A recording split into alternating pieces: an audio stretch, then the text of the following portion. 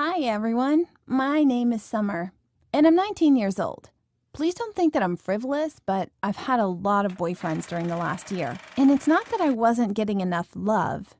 It's just what the signs told me. Yes, signs. But I believed in them for a reason. Almost a year ago, one night when I was choosing a college, my dad brought me a large double pepperoni pizza for dinner to help me think. But pepperoni's not what we're talking about here. The main thing was stuck to the bottom of the pizza box. There was a flyer for a college in a nearby city. It wasn't originally on my list of colleges, but I put it there after this random discovery.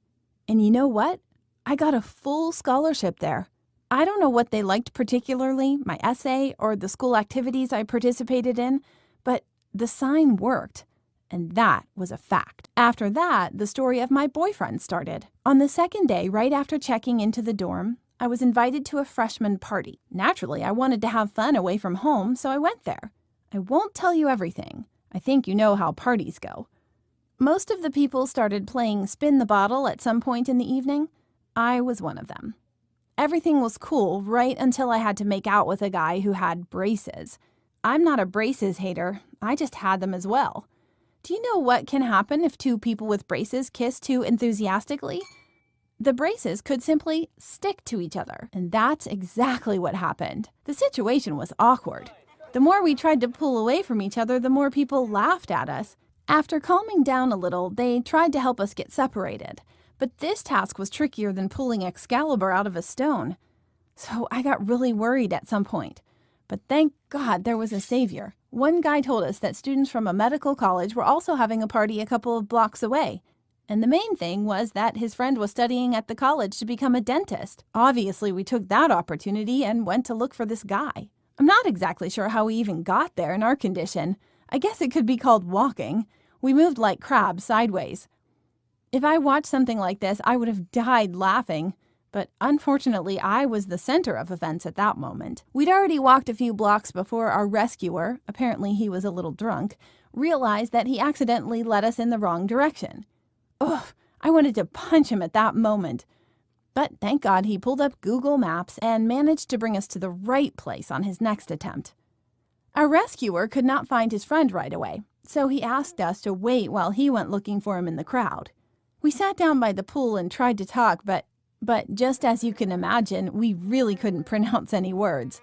We sounded more like Chewbacca from Star Wars. So we waited about 15 minutes, but our rescuer still had not shown up.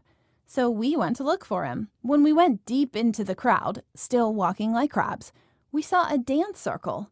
A guy was break dancing in the middle of it. Coming a little closer and looking carefully, I noticed that this dancer was the guy who was supposed to save us. Can you believe that? This freak forgot about us and just started partying. I didn't care that I was talking like Chewbacca. I was going to yell at this guy. And as soon as we tried to get inside this circle, someone accidentally hit the head of the guy I was stuck with. And a miracle happened. We were separated from each other. I've never felt so relieved before. Out of joy, I forgot about our failed rescue and got cozy with the guy I was kissing. His name was Caleb. When I came to my senses, I realized that the whole situation was a sign that we had to be together.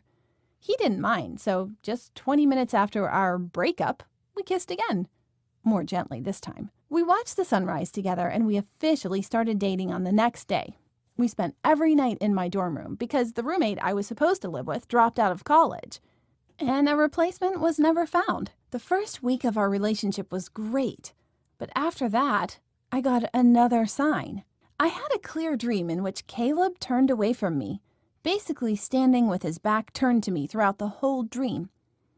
I opened an online dream interpreter when I woke up to read the meaning of this dream, and it was terrible. A dream like that symbolizes treason or betrayal coming from that person. And even though I liked Caleb and he denied cheating on me, I decided that we should break up because of this bad sign. After all, even if Caleb did not cheat on me for real, he would have most likely done so in the future. And I did not want to wait for that to happen. He was upset, but generally, the breakup was pretty peaceful, and I started to move on. 2 days after I broke up with Caleb, some clumsy guy literally ran into me in the college hallway. Obviously, I got angry at first and started yelling at him. I was hurt. But the thing that happened next changed my attitude completely. He started genuinely apologizing and said that he was so distracted because he broke up with his girlfriend just a few hours ago. He offered me 2 movie tickets as an apology. He said he no longer needed them. But I don't believe this was just a coincidence. I thought it was a sign and said that I would only take the tickets if he went to see the movie with me. He was pleasantly surprised by my offer, and I went to the movie theater with him that same evening. This guy's name was Michael. Overall, I liked him, and I even planned to kiss him at the end of our date. But I didn't stop at just kissing in the end. Right after the movie, he got a call from his neighbor. Michael was sharing a room with a friend, who asked him to spend the night somewhere else. The neighbor wanted to bring a date home. So I immediately realized that this news and me living alone was another sign. So I asked Michael if he wanted to get a bottle of wine and spend the night at my place. He happily agreed, and the night was magical. But unfortunately, neither Michael nor his things were in my room the next morning. I was disappointed, but I didn't get hung up on it. If something happened, then it happened for a reason. I met another guy soon afterward, but not by accident. He came up to me at school, said that he liked me a lot, and gave me flowers. His name was John. I wasn't going to talk to him, but he said something about zodiac signs. He was a Leo, just like me, and as it turned out, 2 Leos are a 100% match. After we found that out, he suggested that we celebrate this coincidence by going to a restaurant. Again, what is that if not a sign? Long story short, I was with him at a restaurant a few hours later. He told me a lot of interesting things about esotericism, and I listened to him with excitement. In a matter of a few hours, I was so interested in him that I asked him to check another one of our compatibilities. Guess what? It was 70%. But it was enough for us to spend that night in my room. There was no end to the coincidences.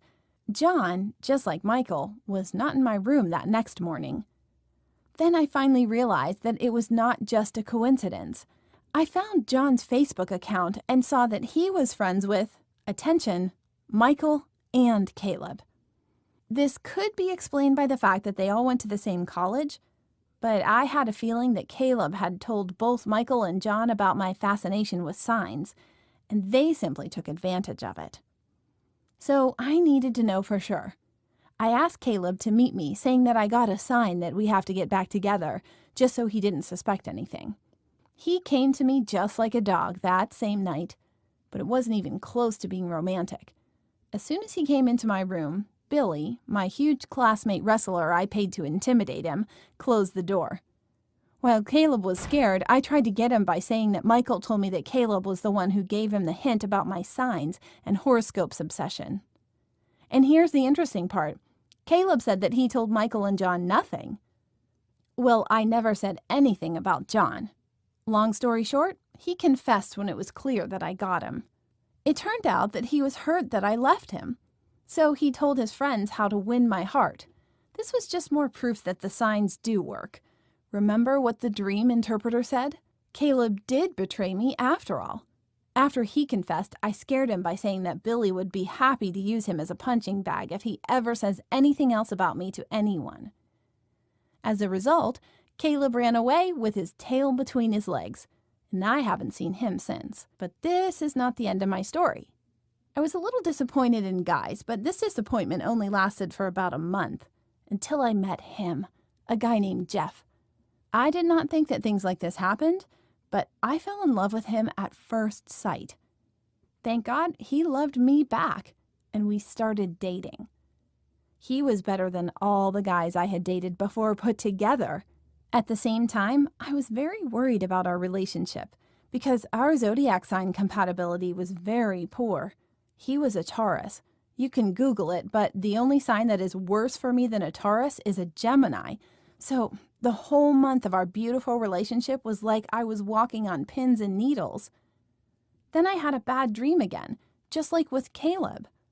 I was sitting in a completely empty room, and it meant almost the same thing as when people turn their backs on you. I even remember crying when I read what the dream interpreter had to say. Long story short, let's get to the breakup.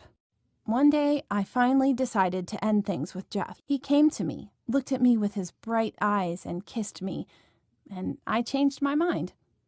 I decided that even my beliefs about signs were not worth breaking up with Jeff. So we've been together for 6 months now. We're doing great, and I'm starting to have some doubts about the sign.